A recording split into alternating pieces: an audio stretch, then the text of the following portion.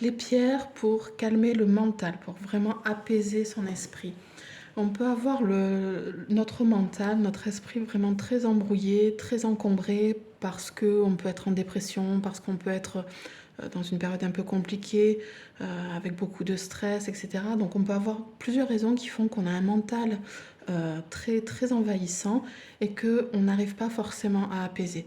Et donc du coup ça peut être un frein pour notre progression au quotidien, dans notre vie quotidienne. Ça peut être un frein pour nos études, ça peut être un frein dans notre travail puisqu'on n'arrive pas à se concentrer par exemple. Ou alors parce qu'on a des pensées qui sont tellement obsédantes que du coup on n'arrive pas à faire le travail correctement, on commet des erreurs d'inattention, etc. Donc le mental qui est pris, qui est vraiment prenant, c'est vraiment important de pouvoir réussir à le calmer. Alors, outre les approches thérapeutiques du style soins énergétiques ou psychologue, voire psychiatre, on peut aussi au quotidien s'accompagner de pierres qui pourront nous apporter un réel soutien dans notre quotidien. Alors, je vais commencer par vous présenter l'améthyste, que je vous présente là sous 3 formes différentes. Donc la pointe, ici. Alors le bas, c'est vrai que c'est pas très joli, mais la pointe là, violette, est magnifique.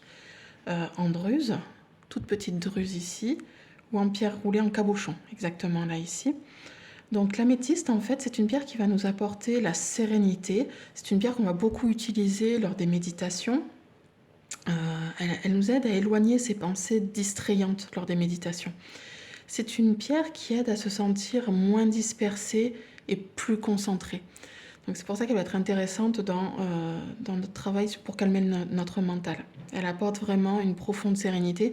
C'est d'ailleurs une pierre qu'on utilise quand on veut travailler sur les addictions, et notamment les addictions à l'alcool ou au vin en particulier, parce qu'elle elle éloigne les pensées, les pensées voilà, envahissantes. Voilà, cherchez le mot, excusez-moi. Donc l'améthyste. Je vous propose ensuite le jade. Alors ici, c'est un jade serpent. Un jade serpent. C'est une forme qu'on connaît un petit peu moins. On a l'habitude de voir le jade que les Chinois utilisent beaucoup pour leur sculpture, qui sera d'un vert plus profond, plus foncé, plus profond, et qui sera uni. Mais bon, ça reste du jade quand même, hein. Là c'est le jade de serpent. Donc le jade, en fait, c'est une pierre de cœur. C'est une pierre qui va apaiser le mental parce qu'elle permet de laisser aller les pensées négatives. Elle apaise vraiment l'esprit en apaisant le cœur, puisque le cœur entraîne le mental souvent. Donc là, ici, le jade va vraiment apaiser le cœur qui entraîne ce mental et donc permet de laisser aller les pensées négatives. Nous avons ensuite ici la célestite ou la sélénite, célestite ou célestine, pardon. Donc la célestite ou célestine, qui est une pierre très très douce. Alors là, on voit pas très bien, la lumière n'est pas très bonne, ça rend pas grâce à sa beauté, mais elle est magnifique. D'un bleu très léger, très subtil. Elle est d'une douceur, cette pierre, c'est une merveille. C'est une pierre qui apporte un équilibre et une harmonie. Elle est vraiment profondément apaisante. Elle calme les émotions violentes. Donc c'est pour ça qu'elle peut être très très bonne en cas de dépression. Elle nous apporte vraiment cette paix intérieure. Nous avons ensuite ici l'angélite. Alors, c'est une pierre qui porte bien son nom parce qu'elle nous permet de nous mettre en contact avec nos anges, avec les anges. Et c'est une pierre qui libère et allège toutes les charges mentales, les obsessions, les ruminements. Donc, en ça, elle apporte vraiment le calme et la paix intérieure, une vraie sérénité et une grande ouverture d'esprit.